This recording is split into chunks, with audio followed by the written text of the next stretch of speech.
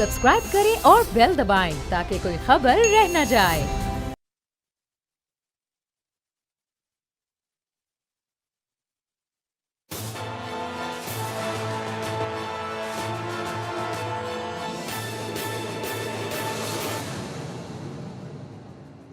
अस्सलाम वालेकुम नाज़रीन, मैं हूं आपका मेज़बान समी इब्राहिम और आप देख रहे हैं प्रोग्राम तज्ज़िया। आज का हमारा ये प्रोग्राम एक स्पेशल एपिसोड है जिसका हमने पहले ऐलान भी किया था। आज हम आपको वो मदरसा दिखाएंगे, वो मस्जिद दिखाएंगे जहां अल्लामा खादम हुसैन रिज़वी मरहूम नमाज भी पढ़ाते थे, जुमा भी पढ़ाते थे, खुतबा भी देते थे और नामूस रिसालत के हवाले से जो उनकी गुफ्तगू थी वहीं से उसका आगाज़ हुआ था। ये और आज मैं अपने इस प्रोग्राम में बहुत सारे सवालात का अहाता करने की कोशिश करूँगा। मैं आपको जो साद रिज़वी हैं, खादम हुसैन रिज़वी साहब के साहबजादे, जो अब तहरीक लब्बैक के सरबराह हैं और उनकी तहरीक को आगे ले जाने का फ़रीज़ा अब उनके कांधों पर है, उनसे जो हमारी ये गुफ्तगू हुई वो गुफ्तगू भी मैं अगले हिस्से में जाके आपको सुनवाऊँगा। आप ख़ुद उनकी ज़ुबानी सुनेंगे कि खादम हुसैन रिज़वी साहब कैसी उनकी शख्सियत थी, क्या वो सोचते थे और सबसे बढ़कर के उनका इंतकाल कैसे हुआ, इस पे बहुत स्पेकुलेशन हुई थी। वो भी आप उनकी ज़ुबानी सुनेंगे। फिर उनके मुस्तकबिल के क्या प्रोग्राम्स हैं, किस तरह से वो आगे जाना चाहते हैं, क्या सियासत में हिस्सा लेंगे, क्या किसी सियासी पार्टी की तरह आगे जाएंगे। जो इस वक्त पाकिस्तान में सियासी पार्टीज़ हैं, क्या उनमें से किसी के साथ इत्तेहाद करेंगे, अलायंस करेंगे। बहुत सारे सवालात हैं, ये इनका जवाब हमने लिया। लेकिन सबसे पहले मैं आपको जो एक बहुत बड़ा जो एतराज़ था खादम हुसैन रिज़वी साहब पर और उसका सुप्रीम कोर्ट के फ़ैसले में भी ज़िक्र आया, ऐसा तासुर दिया गया कि जो फैज़ाबाद धरना है या जो तहरीक लब्बैक है, ये कोई फंडिंग हुई है, कोई एजेंसी इसके पीछे है। तब ये कहा गया कि ये नवाज़ शरीफ साहब की जो नून लीग की हुकूमत है उसको गिराने के लिए बनाई गई है और पता नहीं कहाँ कहाँ से शायद इसको फंडिंग आई होगी। तो मैंने ये फ़ैसला किया, सोचा, अपने साथियों से मशवरा किया कि ख़ुद जाकर देखते हैं वहाँ पर सूरत हाल क्या है। तो ये यतीम खाना चौक में एक छोटा सा मदरसा है बिल्कुल मेन रोड पर, और वो जो मस्जिद है उसका नाम है मस्जिद रहमतुल्लिल आलमीन। वहाँ पर हम लोग गए, वहाँ पर हम लोग पहुँचे। बहुत ही एक सादा सा ये सारा मामला था।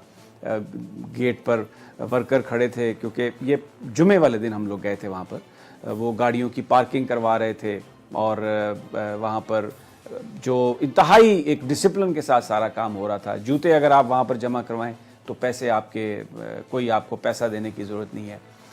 फिर जब हम अंदर गए तो वो जो मस्जिद थी कोई ख़ास उसमें कोई संगे मरमर नहीं लगा हुआ था, कोई ऐसा नज़र नहीं आ रहा था कि यहाँ पर कोई बहुत पैसा लगाया गया है। बस ऐसा ही था कि जैसे आम हमारी मसाजिद हैं उस तरह की वो मस्जिद थी।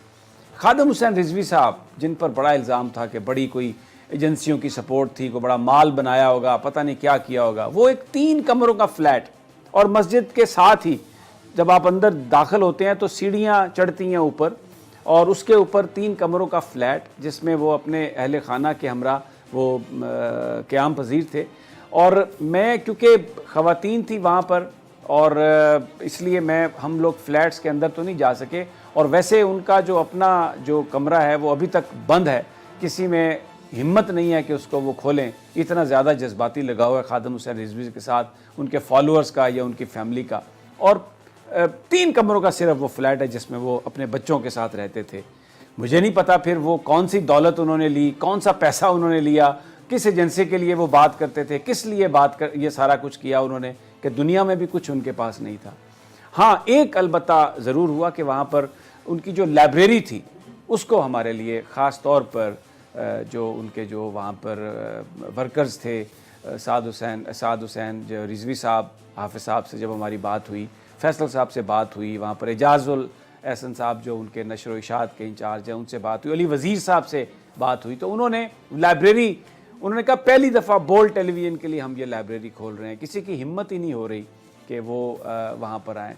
वहाँ पर कुछ कुतब तो हटा ली गई हैं लेकिन कुछ किताबें वहाँ पर मौजूद, और एक बहुत ही सादा सी जगह जहाँ पर वो बैठ के पढ़ते थे। आपको नज़र आता है कि कोई मर्द कलंदर था, कोई इंतहाई आम सी ज़िंदगी गुजार रहे थे और वो जो हिम्मत ताकत थी वो यकीनन حضرت محمد مصطفیٰ صلی اللہ علیہ وسلم کی جو محبت ہے اس کی وجہ سے وہ ان کے پاس طاقت تھی۔ یہ لائبریری جو آپ دیکھ رہے ہیں کسی کے پاس یہ مناظر نہیں ہے، یہ ہمارے لیے بول ٹی وی کے لیے خصوصی طور پر اس کو کھولا گیا اور جب میں آپ کو دکھا رہا ہوں۔ پھر ایک اور جو بات ہے کہ ان کے بالکل جو ان کی جو قبر ہے جہاں پر وہ آرام فرما رہے ہیں، جہاں پر وہ دفن ہے، وہ مسجد کے ساتھ ہی ہے بالکل وہ جگہ، اور ہر وقت وہاں پر لوگوں کا ایک تانتا بدا رہتا ہے، دعا ہوتی ہے، پھول نچھاور کیے جاتے ہیں، ایک غریب فقیر آدمی، اور ہر وقت وہاں پر درود و ثنا، اللہ کی حمد، نبی صلی اللہ علیہ وسلم کے لیے درود، قرآنی آیات اور پھولوں کی پتیاں جو ہیں وہ وہاں پر نچھاور کی جاتی ہیں، اور یہ ایسے وہ مناظر ہیں جو یہ وہ عزت ہے جو اللہ تعالیٰ، بس اس کی یہ حکمت ہے کہ جس کو وہ عزت دے، جس کو وہ ذلت دے۔ بڑے بڑے حکمرانوں کی قبریں قبرستانوں میں بے یاد، مطلب اکیلی تنہا پڑی ہیں، کوئی وہاں پر جاتا نہیں ہے، لیکن یہاں پر ہر وقت اللہ تعالیٰ کے کلام کی تلاوت، درود و سلام، اور بہت زیادہ ایک ایسے مناظر۔ اور پھر ایک میں آپ کو سنواتا ہوں، وہاں پر جمعے والے دن ظاہر ہے درود و سلام بھی ہوتا ہے جمعے کے بعد، ایک شعر آپ کو میں ان کا جو وہاں پر درود و سلام میں پڑھا جاتا ہے وہ آپ کی نظر کرتا ہوں، جس سے آپ کو یہ اندازہ ہوگا کہ کتنی محبت ہے خادم حسین رضوی سے ان کے فالوورز کی، اور درود و سلام میں کس طرح ذکر کیا جاتا ہے، سنیے ذرا۔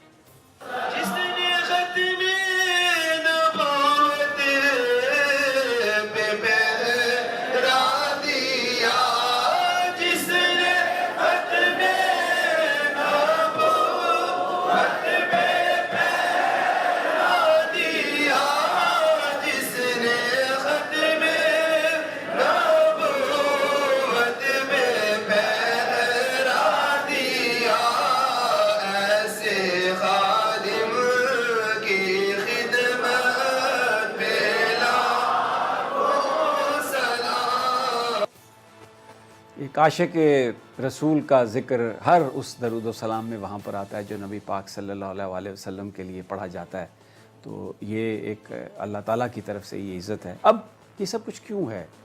خادم حسین رضوی کی میں آپ کو ان کے کچھ جو ساؤنڈز بائٹس ہیں وہ میں آپ کو سنوانا چاہتا ہوں، جس سے آپ کو اندازہ ہو کہ وہ سوچتے کیا تھے۔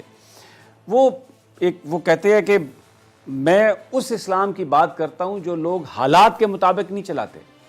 یہ وہ اسلام کی بات ہے جو لوگ حالات کے مطابق نہیں چلاتے، جو اصل اسلام ہے۔ سنیے کیا کہتے ہیں خادم حسین رضوی۔ پاکستان کیوں بنا تھا اس کا بھی وہ مطلب بتاتے ہیں، اور وہ کہتے ہیں یہ سمجھنا بہت ضروری ہے۔ انہی کی زبانی سنیے کہ وہ کیا کہتے ہیں۔ بھارت جو ظلم و ستم کر رہا ہے، جو وہاں سے ہمیشہ ہمیں جس طریقے سے باتیں سننے کو ملتی ہیں، جو کشمیریوں کے ساتھ ہو رہا ہے، تو اس کا کون جواب دے گا؟ کون اس کا جواب دے سکتا ہے؟ بڑا کلیئر ویژن ہے خادم حسین رضوی صاحب کا، انہی کی زبانی سن لیتے ہیں۔ عام طور پر یہ تاثر کہ یہ کوئی ایک ایسا گروپ ہے جو تشدد پر بیلیو کرتا ہے، جو حکومتوں کو گرا کر تشدد کے ذریعے، اسٹریٹ پاور کے ذریعے ان پر حکومت پر قبضہ کرنا چاہتا ہے، لیکن ایسا ہرگز نہیں ہے۔ خادم حسین رضوی صاحب اس سسٹم پر، الیکشنز پر بالکل بیلیو کرتے تھے، اور یہ میں ان کی گفتگو سنوا دیتا ہوں الیکشن کے حوالے سے۔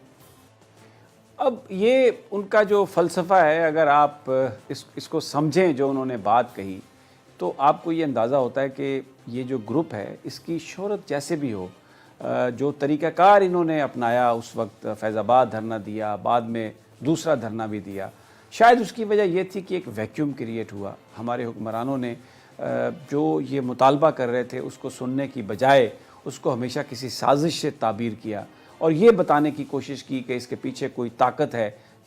جس طرح آج اگر کسی کو آپ کرپشن کے حوالے سے پکڑنے یا گرفتار کرنے کی کوشش کرتے ہیں تو وہ اس کو وچ ہنٹنگ قرار دیتا ہے، وہ اس کو سارے معاملے کو کہتا ہے کہ یہ پولیٹیسائز ہو گیا۔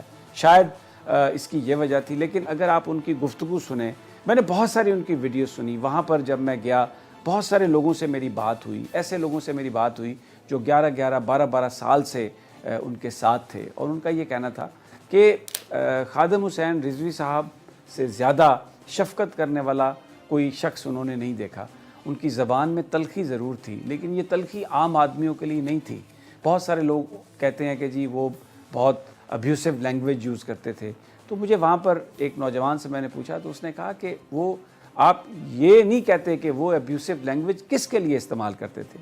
جو لوگ ہمارے آقا کی ڈیلیبریٹلی توہین کرتے ہیں, جو لوگ یہاں پر مسلمانوں کے حقوق کو غصب کرتے ہیں, جو لوگ مسلمانوں کو مارتے ہیں, جنہوں نے اس پاکستان کو جو اس لیے حاصل کیا گیا تھا کہ اسلام کے مطابق زندگی گزاریں اور ایک عزت مندانہ زندگی گزارنے کا وعدہ کیا گیا تھا پاکستان کے آئین اور قانون میں, اس آئین اور قانون کا بھرکس نکال دیا, ان کو وہ ابیوسو لینگویج استعمال کرتے تھے. تو آپ بتائیں, یہ اس نوجوان کا سوال تھا کہ آپ بتائیں کیا اس کے بارے میں ابیوسو لینگویج استعمال نہیں کی جا سکتی, بلکہ ابیوسو لینگویج کو تو چھوڑیں آپ, ان کے ساتھ تو برا سلوک ہونا چاہیے. جن لوگوں نے یہاں پر 22 کروڑ لوگوں کی زندگیوں کو اجیرن بنایا ہے, قانون ہونا چاہیے جو ان کو سزا دے. جس طرح چائنا میں جو کرپشن میں ملوث لوگ ہیں ان کو قطاروں میں کھڑا کر کر گولی مار دی جاتی ہے, تو ہمارے ہاں ان چیزوں کی ضرورت ہے. لیکن آپ جو شخص کرپشن کو ہائی لائٹ کرتا ہے, جو شخص کرپٹ لوگوں کے حوالے سے جو دین پر کمپرومائز کرتے ہیں ان کے بارے میں بات کرتا ہے, جو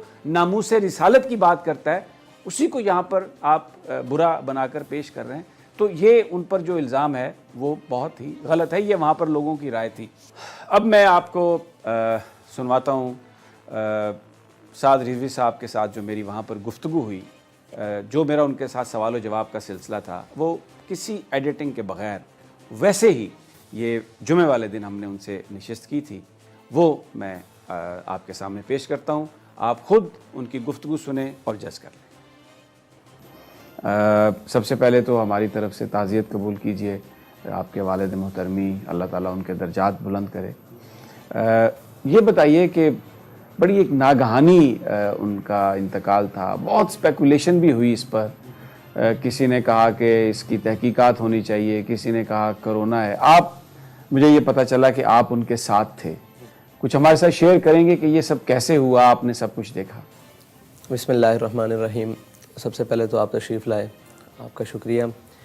اور ان کا دنیا سے جانا وہ ایک ہی وجہ بنا ہے جو ہم نے تحقیقات کی ہیں اور جو ہم تحقیق سمجھے ہیں, وہ تھا کہ جب سے فرانس میں خاکے شائع ہوئے تھے نا سرکاری سطح پر, تو وہ ایک بات بار بار کہتے تھے کہ یار انہوں نے ہمارے آقا و مولا صلی اللہ علیہ وسلم کی جو گستاخی کی ہے نا وہ سرکاری سطح پر. یہ 57 اسلامی مردے کہا کرتے تھے, ممالک نہیں کہتے تھے حضور کی عزت کے مقابلے میں انہوں نے مردوں والا کردار ادا کیا. یہ 57 اسلامی مردے کہاں ہیں؟ ان کا حق بنتا ہے نا یہ سرکاری سطح پر اس کو جواب دیں. مطلب یہ تھی ان کی ایک اندر کی کڑن, اور اس کڑن کو کوئی بیان نہیں کر سکتا. اور ہمارے ایک شاہ صاحب ہیں, وہ اکثر خدمت کیا کرتے تھے, وہ کہتے تھے کہ جب سے یہ معاملہ ہوا تھا تو ان کے کندھے کبھی کمزور نہیں پڑے, اس کے بعد اندر سے وہ جل رہے تھے, اور وہ جلن ان کی موت کا سبب. یہی ان کی اس دنیا سے رخصتی کا. جی بالکل یہی سمجھنا. ورنہ بخار ہوتا ہے نارمل, آپ کی طبیعت زیادہ بھی خراب رہتی تھی, اس سے بھی زیادہ خراب رہی ہے کافی مرتبہ, لیکن یہ اچانک سے بالکل لمحوں کی بات ہوئی ہے. لمحوں کی بات. تو آپ اس وقت, جس وقت وہ رخصت ہوئے اس دنیا سے, آپ ان کے ساتھ تھے؟ کوئی بات انہوں نے آپ سے کی؟ جی میں اس دن تقریباً 12 بجے سے لے کر 11:30-12 بجے سے لے کر رات ان کے وصال سے 10 منٹ پہلے تک انہی کے قریب رہا ہوں. اور میرا یہ معمول ہوتا تھا کہ اگر میں ظہر سے پہلے ان کے پاس بیٹھا ہوں تو ظہر کی نماز میں دائیں بائیں ہو جاتا تھا. اگر عصر سے پہلے بیٹھا ہوں تو عصر کی نماز کا فرصت آتی تھی. اور ان کی زندگی کی ایک سب سے بڑی خاصیت یہ ہے کہ ہم نے ان کو با اہتمام نماز پڑھتے دیکھا ہے, اتنی بیماری کی حالت کے باوجود. ان کے پاس کوئی بھی بیٹھا ہے, کیسے بھی بیٹھا ہے, جب اذان ہو گئی ہے تو وہ بیگانہ ہو گئے. انہوں نے کہا نماز پڑھو. میں اس دن قریب بیٹھا تھا کہ مجھے وضو کراؤ, نماز پڑھ کے آؤ, بس اتنا وقفہ ہوتا تھا. اور اس دن مطلب انہی کا ایک تصرف تھا کہ میں ہر نماز کے بعد واپس آ کے ان کے پاس بیٹھ جاتا تھا, پھر نئے سرے سے بات شروع ہو جاتی, پھر نئے سرے. اور یہ جتنی جہتیں ملاقات, جتنی نمازوں کا وقت, تقریباً 4 نمازیں اس میں عائشہ سمیت, ان سب نمازوں کے وقفے کے دوران ایک علیحدہ زندگی کے پہلوؤں پر اور علیحدہ معاملات کے اوپر گفتگو ہوئی, جو انشاءاللہ بڑی. زیادہ فوکس کس پہ تھا ان کا؟ ان کی ایک ہی بات پر فوکس تھا, اور وہ بات اتنی وزنی ہے کہ کہتے تھے کہ یار ہم ہر ایک سے وفا کا تقاضا کرتے ہیں. ہم چاہتے ہیں کہ مجھ سے میری اولاد وفادار ہو جائے, میں چاہتا ہوں مطلب ہمارے گھر والے وفادار ہو جائیں, ہم جس کے ساتھ ہوں وہ ہمارے ساتھ مخلص ہو جائے. تو کیا ہم نے کبھی سوچا ہے کہ جن کے ساتھ ہم نے اخلاص کرنا ہے ہم ان کے ساتھ پورا کر رہے ہیں؟ اگر ہم ان کے ساتھ وفا کے تقاضے اور اخلاص کے تقاضے پورے کر دیں, یہ کائنات ساری آپ کے ساتھ وفادار ہو جائے گی. اور پھر لوح و قلم بھی کیا چیزیں ہیں, سارے آپ کے ساتھ وفادار ہو جائیں. ہے ان کی. ان کے بارے میں بہت زیادہ پروپیگنڈا بھی کیا گیا. کہا گیا کہ جناب کسی نے کہا کہ یہ جو فیض آباد دھرنا تھا ایجنسی کے کہنے پہ دیا. کوئی کہتے تھے کہ جی بڑا مال آیا. میں یہاں پر آیا ہوں ابھی, یہ میں نے دیکھا ہے آپ کی یہ جو مسجد ہے, پھر جو گھر ہے 3 کمروں کا فلیٹ. تو یہ بیان فرمائیے کہ وہ خود اس بات پر افسوس کا اظہار کرتے ہوں گے, آپ سے کبھی انہوں نے اس پر بات کی کہ یہ جو لوگ باتیں کرتے ہیں کیوں کرتے ہیں, ان کی کیا وجہ ہے؟ ایسی بات ہے کہ ان کے سامنے بھی آ کر ایک شخص نے کہہ دیا کہ جناب ہمیں نا لوگ تانے دیتے ہیں کہ آپ نے پیسے لیے ہیں دھرنے کے. تو کہتے تھے یار ایک میری بات سنو, ہم نے جیسا دھرنا دیا ہے ایسا کسی نے دھرنا دیا ہے؟ ہم بے سر و سامانی کے عالم میں جا کے فیض آباد بیٹھ گئے, ٹھیک ہے جی, شاپر کے ساتھ بارش روکتے رہے, بلکہ بغیر شاپر کے بھی بارش برداشت کرتے رہے, شیل بھی برداشت کیے. وہاں کہہ رہے تھے وہ بات اگلی کرتے تھے, وہ ڈیفینسو کبھی بھی نہیں کھیلتے تھے, وہ اٹیکنگ پوزیشن میں ہمیشہ رہے.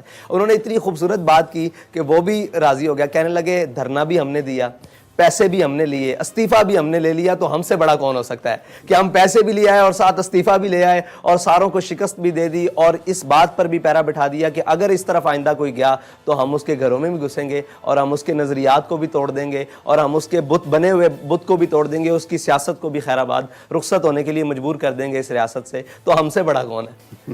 ہاں وہ مطلب یہ تو باتیں ساری سرسری ہیں, وہ ان چیزوں سے بیگانہ تھے. اچھا, ان کی جو گفتگو ہے, بھلے وہ زبان پنجابی استعمال کرتے تھے, حالانکہ ایک لینگویج ہے, لیکن انفارچونیٹلی پنجابی واحد قوم ہے جو پنجابی کو اون نہیں کرتی, باقی تمام قومیں اپنی زبان کو اون کرتی ہیں. لیکن وہ گفتگو میں اقبال کے شعر پڑھتے تھے, شیرازی کے, حافظ کے شعر پڑھتے تھے. بہت ہی ایک ایسی گفتگو تھی, اگر آپ اس کو غور کریں تو ایک ان ڈیپتھ جو میسج تھا وہ دہلا دیتا تھا. تو اکثر مطالعہ کرتے ہوں گے, آپ کے ساتھ بھی آپ کی تربیت میں بھی وہ چیزیں انہوں نے شامل کی, انکارپوریٹ کی؟ بالکل ایسے ہی ہے. میں نے تو سارا جو کچھ بھی سیکھا, اور مجھے انہوں نے ایک سبق دیا, آپ کے مطلب ایکسیڈنٹ کے بعد ایک اور ساتھی ہیں ان کو بھی یہی سبق دیا کہ کتابیں تو 2 حرف سکھاتی ہیں, آدمی آدمی بناتے ہیں. تو ہمارے اندر جو بھی آدمیت ہے, جو بھی ہمارے اندر کوئی وصف ہے کسی بھی چیز کا, وہ انہی کا دیا ہوا ہے, انہی کا سکھلایا ہوا ہے. اور ان کے اندر ایک خاصیت تھی کہ وہ اپنی ہر چیز کو جو ان کے ساتھ منسلک تھی بمانگے دوہل آن کرتے تھے. لوگوں نے بڑا کہا کہ حضرت آپ اردو کا استعمال کریں, اس سے بہت فائدہ ہوگا تھا. کہتے تھے جلے جدوں تک میں پنجابی گل نہ کر لوں میرا اندر ہی پورا نہیں ہوتا, مینوں گل سمجھان دا مزہ ہی نہیں آتا. مطلب وہ پنجابی میں کہتے ہیں مجھے بات سمجھانے کا مزہ ہی پورا نہیں آتا. تو وہ جو بھی ان کے ساتھ منسلک چیز تھی نا, نہ انہوں نے اپنا لباس بدلا, نہ انہوں نے اپنی وضاقتہ بدلی. آپ دیکھتے ہیں ان کی زندگی دیکھیں, وہ ملک سے باہر گئے ایک دفعہ شام کے دورے پر, اور بتاتے تھے آ کے کہ یہاں سے میں گیا, میرے ساتھ کافی سارے علماء تھے, انہوں نے وہاں جا کے چغے پہن لیے اور جناب وہ قبائیں پہن لی اور وہاں پگڑیاں کے رنگ بدل لیے, اور کہہ رہے میں نے وہی دھوتی, یہ دھوتی انہی کی ہے, یہ دھوتی اور وائٹ سوٹ اور اوپر دستار اور یہی پہن لیا اور یہی پہن کے سارا کام چلتا. تو اپنی جو چیز تھی نا تہذیب اور تمدن جو ان کے اندر کوٹ کے بھرا ہوا تھا, اس کو بڑی کھلے دل سے آن کرتے تھے. جو ہماری تہذیبی باتیں تھیں, روایات کی باتیں تھیں, انہیں کھلے دور تھے. اسی لیے وہ پنجابی میں زیادہ گفتگو کرتے تھے اور اس کو آن کرتے تھے کہ لوگ سمجھتے ہیں کہ اجڈ ہوتا ہے جو پنجابی بولتا ہے اور یہ وہ, بلکہ انہوں نے پنجابی میں انگریزی والوں کو مجبور کر دیا کہ وہ آپ کی پنجابی میں ترجمے ٹرانسلیٹ کر کے انگریزی میں گفتگو سنیں.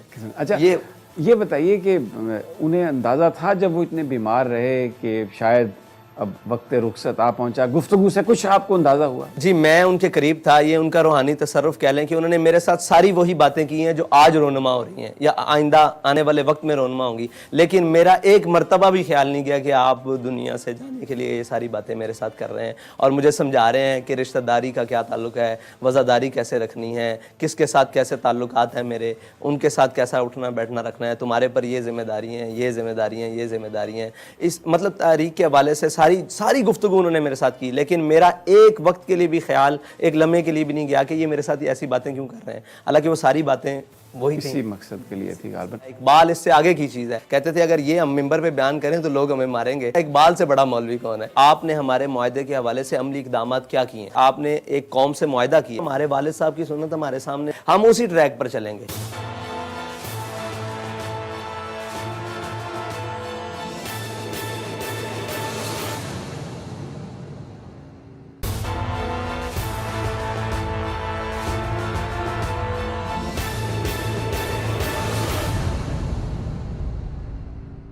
اچھا, سب سے زیادہ ان کو کیا چیز اریٹیٹ کرتی تھی جس سے وہ اس ملک کے حالات یا پریشان تھے بہت زیادہ اگر میں آپ سے پوچھوں تو؟ سب سے زیادہ جو انہیں اریٹیٹ کرتی تھی کہ وہ امت مسلمہ کا اپنے آقا و مولا سے اظہار وفا سینہ کھول کے نہ کرنا. وہ کہتے تھے کہ جب بھی ہم حضور کی ذات کو دیکھتے ہیں, ان کی دی ہوئی شریعت کو دیکھتے ہیں, تو وہ یورپ کی اینکوں سے کیوں دیکھتے ہیں. وہ کہتے تھے اسلام کو اسلام کے مزاج کے مطابق بیان کیا جائے, اور یہی ان کی خاصیت تھی جو انہوں نے کیا, اور قوم نے ان کو قبول کیا, امت نے انہیں قبول کیا, اور ان کی وہ سب سے نکھر کے آئے کہ وہ اس بات کو اس کے مزاج کے مطابق تشریح کرتے تھے اور لے کر چلتے تھے. وہ کہتے تھے یہ فلسفہ, یہ ساری چیزیں بعد میں ہیں, حضور کی ذات پر پوری امت کی آنکھ بند ہونی چاہیے, یہی کائنات کا ہمارے لیے محور اور مرکز ہونی چاہیے. اچھا, یہ ان کا بڑا ایک ووکل سٹینڈ ہوتا تھا, وہ بالکل پرواہ نہیں کرتے تھے. پریشر بھی حکومت کے بہت زیادہ پڑتے ہوں گے, تو اس کا آپ بھی ان کے ساتھ تھے, تو ظاہر ہے آپ بھی اس کو فیس کرتے ہوں گے. اس پریشر سے نکلنے کے لیے یا اس چیز کو, سچویشن کو ہینڈل کرنے کے لیے کیا کرتے تھے؟ کوئی خاص دعائیں صرف مانگتے ایک تھے؟ لمبا ایک دعائیں مانگتے ہوں گے, وہ صاحب ظاہر ہے ان کی دعائیں تھیں, سحر گاہی تو ان کے لیے کمال تھا. لیکن جو دعا وہ اکثر کرتے تھے نا, کوئی بھی کتنی بڑی پریشانی کی بات آ کے بتاتا تھا کہ حضرت یہ ہونے والا ہے, تو وہ کہتے تھے بچے لگ دے نہیں آ رہا ہے پنجابی مطلب, اور جلیا چھاڑ یہ بھی کوئی گل ہے. مطلب اس سے زیادہ وہ اس بات کو اہمیت نہیں دیتے تھے, بلکہ ان کی محفل میں کوئی بزدل بن کے آتا تو وہ دلیر ہو کے جاتا, اور کوئی بھی بزدلی والی بات آتی تو وہ اس کو دلیر بنا کے بھیجتے. فیض آباد میں مجھے ایک ایسا فون آیا جس نے مجھے ہلا دیا اندر سے. مجھے کہا کہ جناب آپ کو یوں کر دیں گے, آپ کو وہ کر دیں گے. میں بھاگتا نا ان کے خیمے میں گیا, کونیاں دھو رہے تھے اس ٹائم, وضو کر رہے تھے, کونیوں میں پانی ڈال رہے تھے. تو مجھے دیکھا اور میری شکل دیکھی نا, تو پہچان جاتے ہیں صاحب ظاہر آخر. تو مجھے دیکھا تو کہنے لگے کیا ہوا ہے؟ میں نے کہا جی ایسے دے. کہتے ہیں جلیا یہ بھی کوئی گل ہے, جدو اسی کہنے حضور دے نا تے مرن آئے بیٹھے, تو کدوں مرنا, آج موقع مل جاوے تو اس تو بعد بات. تو میں باہر نکلا, مجھے ایسے لگتا تھا میں دو عالم سے ٹکرا جاؤں گا.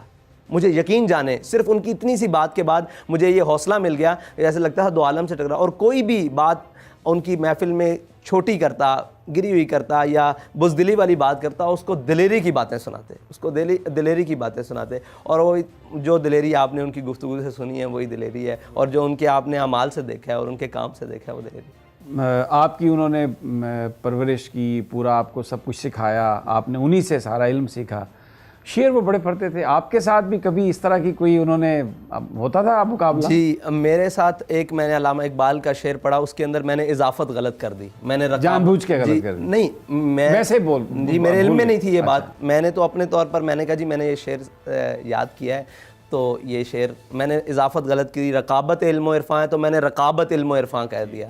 تو کہنے لگے اے طفل تب سے شوق ہم آغوشی ہے ہمیں, جب کہ تجھے رکھتا تھا گہوارہ کنار میں.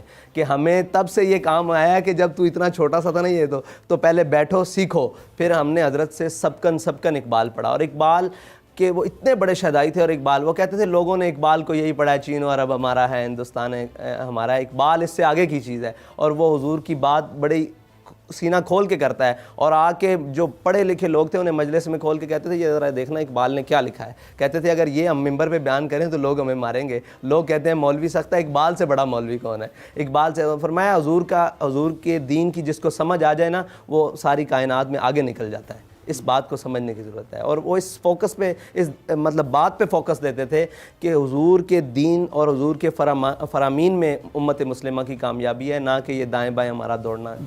اچھا, آپ کی گفتگو سے مجھے ابھی یہ اندازہ ہو رہا ہے کہ کیونکہ اگرچہ وہ بیمار بھی تھے, آپ سے باتیں بھی کرتے رہے, لیکن آپ کو کچھ اندازہ نہیں تھا کہ یہ اس طرح سے وہ رخصت ہونے والے ہیں. پھر یہ اتنی بڑی جماعت ہے, اس کی اب آپ کے پاس, اس کو آپ لیڈ کر رہے ہیں.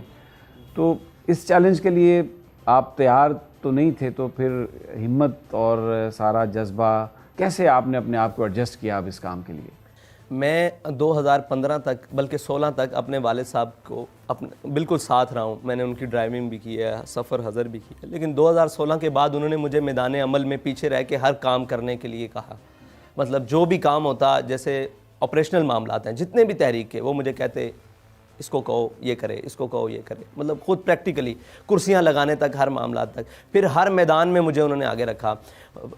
فیض آباد جس دن آپریشن ہو رہا تھا، سب کو کہتے اس کو بلا کے لاؤ. مجھ سے پوچھتے ہیں کیا صورت حال ہے؟ میں نے کہا جی شیلنگ ہو رہی ہے، یہ ہے. مجھے کہتے چلو بھاگ کے آگے جا کے سب سے آگے کھڑے ہونا ہے، لوگوں کو یہ نہ لگے کہ تم پیچھے بھاگے. میں پھر سب سے آگے جاتا، پھر بعد واپس آتا، پھر آگے جاتا، پھر واپس آتا. تو انہوں نے ہمیں میدان عمل میں رکھ کے نا خوف بھی دکھایا. خوف کی جو صورتحال صحیح ہوتی ہے نا، جس میں اللہ تعالیٰ نے کہا وَلَنَبْلُوَنَّكُمْ بِشَيْءٍ مِّنَ الْخَوْفِ وَالْجُوعِ وَنَقْصٍ مِّنَ، تو ہم نے بھوک بھی دیکھی ان کے ساتھ رہتے ہوئے، خوف بھی دیکھا اور نقصان دیکھا، جانوں کا ضیاع بھی دیکھا، سارا کچھ دیکھا. انہوں نے ہمیں پریکٹیکل لائف سے گزارا کہ ہمیں ان کی جو جدائی ہے نا، وہ تو ہمارے لیے ایک ایسا لمحہ ہے اور ایسی ایک داغ مطلب غم ہے کہ جو کبھی مٹ نہیں سکتا. لیکن انہیں ہمیں پریکٹیکل لائف سے ایسے گزارا ہے کہ انشاءاللہ یہ چھوٹے موٹے جو معاملات ہیں، یہ سارے مطلب پریشر اور آپ کہہ سکتے ہیں ڈرانا دھمکانا، ان چیزوں سے ہمیں انہوں نے گزارا ہے، پریکٹیکل گزارا ہے. یہ چیزیں ہمیں انشاءاللہ ہمارے منزل کی جانب بڑھنے سے نہیں روک سکیں.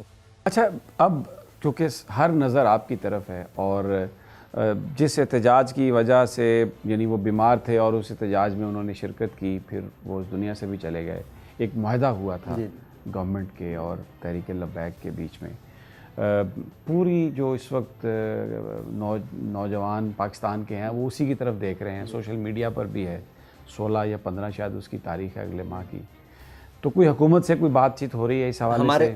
جی، ہمارے نمائندگان کی ان سے کافی ساری بیٹھک ہوئی ہے، تو وہ ہم سے پوچھتے ہیں کہ آپ کا ارادہ کیا ہے.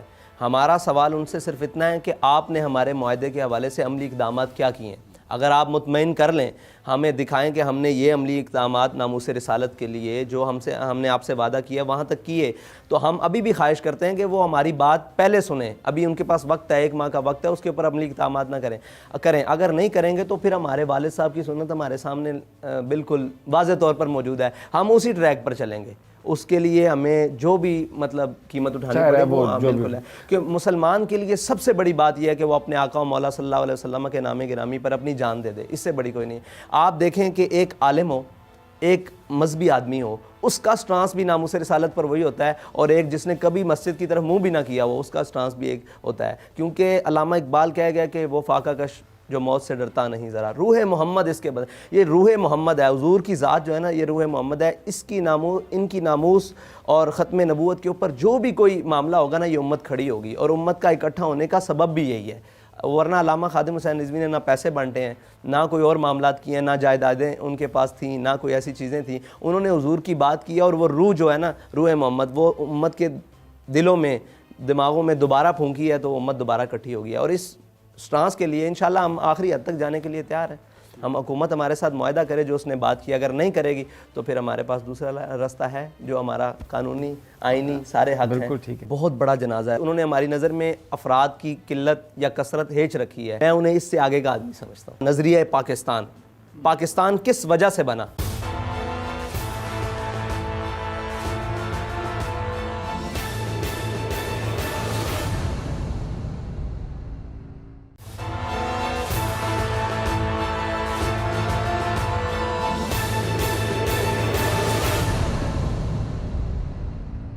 اچھا، نیشنل میڈیا نے کبھی خادم حسین رضوی صاحب کو وہ پذیرائی نہیں دی.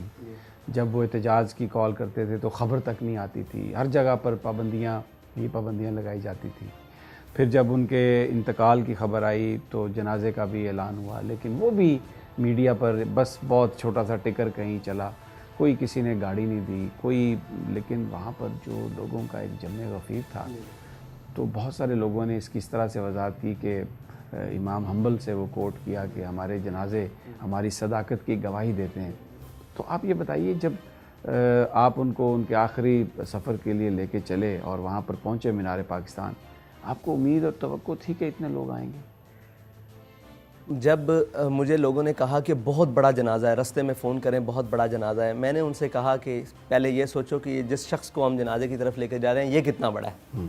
مجھے معلوم تھا، میں ان کے ساتھ رہتا تھا. یہ چیزیں ہیچ انہوں نے ہماری نظر میں افراد کی قلت یا کثرت ہیچ رکھی ہے، معاملات کی قلت اور کثرت ہیچ رکھی ہے. بہت بڑا جنازہ ہوا، اس میں کوئی شک نہیں ہے، لیکن ہمارے نزدیک ان کی مطلب وہ تو دنیا کے لیے ہے کہ ان کے معاملات، میں انہیں اس سے آگے کا آدمی سمجھتا ہوں.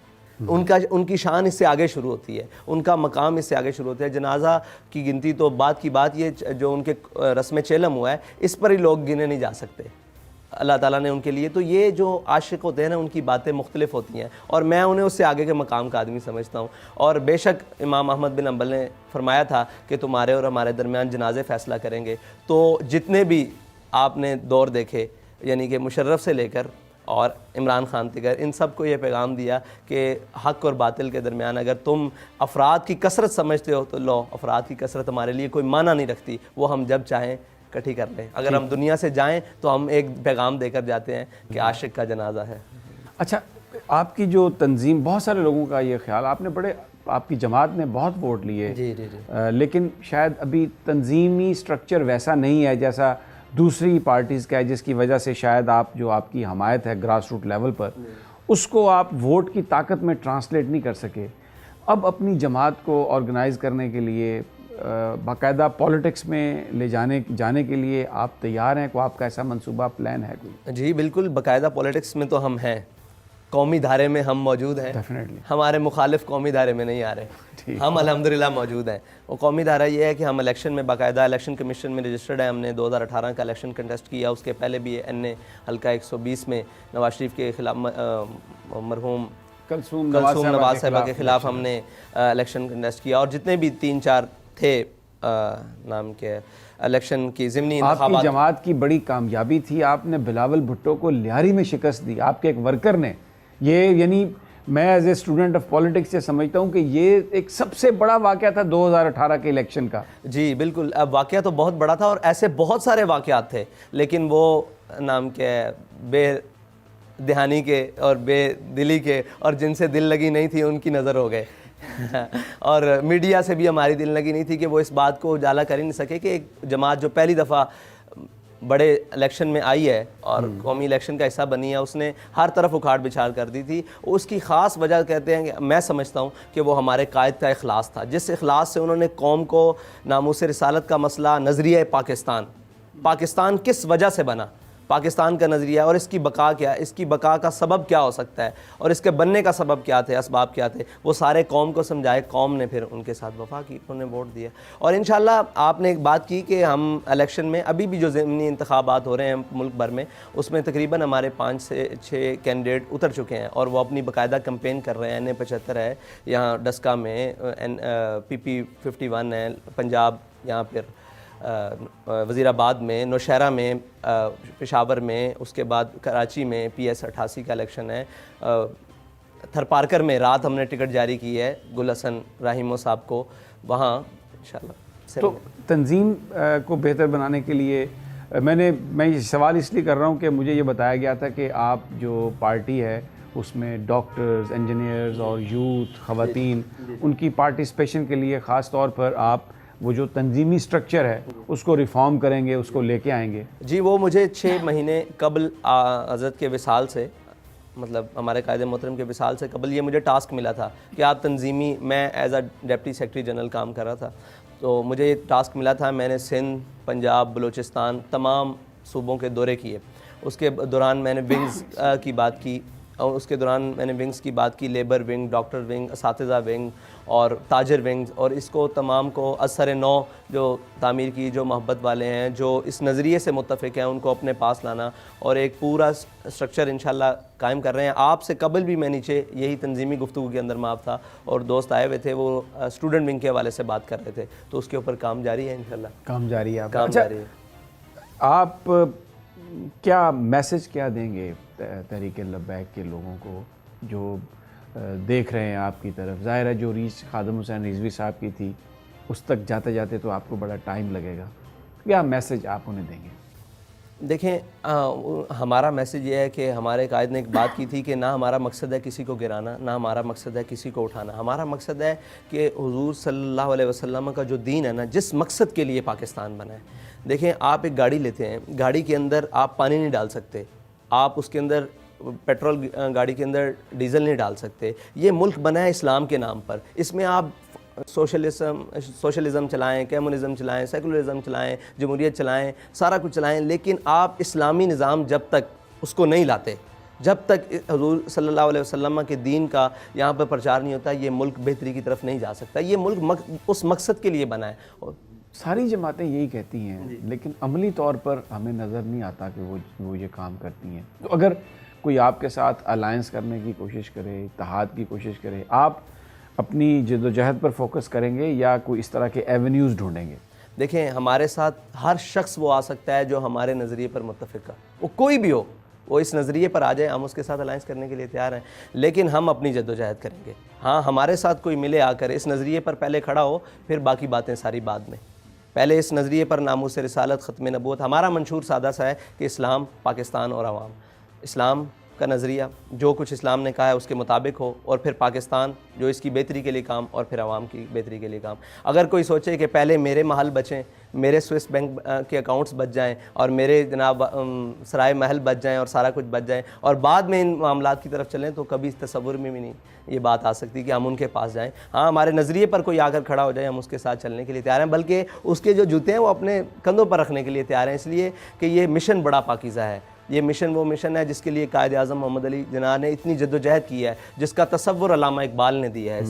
تو اچھا, آخر میں آپ سے ایک پھر بالکل کلیئرٹی کے ساتھ آپ کیا کہیں گے جو لوگ آپ کو دیکھ رہے ہیں کہ 16 فروری وہ جو ڈیٹ ہے, اگر اس معاہدے پر عمل درآمد نہیں ہوا تو کیا کریں گے آپ, کیا کہیں گے آپ اپنے دوستوں ساتھیوں کو؟ ہم پہلے تو گورنمنٹ سے کہیں گے جو ہمارے معاہدہ ہے نا, میں نے عرض کی تھی کہ ہم اس سے پہلے کوئی قدم نہیں اٹھائیں گے. ہم 16 تک آپ کا تسلی سے انتظار کریں گے, 16 کی رات تک آپ کا انتظار کریں گے, 17 کی صبح سے ہم لائے عمل بنائیں گے, اور ہماری ایک باقاعدہ مجلس شورا ہے, اس کے اندر مشاورت ہوگی, اور وہ جو بھی مشورہ دیں اس کے اوپر ہم انشاءاللہ عمل درآمد ہو کر کریں گے. اور قرآن پاک میں اللہ تعالیٰ فرماتا ہے کہ واؤفوا بالعہد ان العہد کان مسئولا. جن لوگوں نے ہم سے معاہدہ کیا ہے نا, ان کو بھی اس بات کے اوپر فوکس کرنا چاہیے کہ اپنے معاہدے کو پورا کریں. اب معاہدہ کر مکرنا, اور نہ اس کو پارلیمنٹ میں لے کر جانا, اور نہ کہیں بھی اس بات کو کرنا, بلکہ یہ کہنا کہ اس کام کو دبایا جائے اور ٹاسک دینا, تو یہ کام دبنے والا نہیں ہے. ہمارے قائد بہت ساری چنگاری اور شعلے لگا کر گئے ہیں سینوں میں. انشاءاللہ ناموس رسالت کی کسی بھی بات پر مدانت نہیں ہوگی. سعد صاحب بہت بہت شکریہ, آپ نے ہمیں ٹائم دیا, اور وی وش یو بیسٹ آف لک, اور انشاءاللہ جلد پھر آپ سے ملاقات ہوگی. ناظرین, آپ نے سعد رضوی صاحب کی گفتگو سنی, اور انشاءاللہ ان سے ہماری گفتگو کا سلسلہ آنے والے دنوں میں بھی جاری رہے گا. اجازت دیجیے, اللہ نگہبان.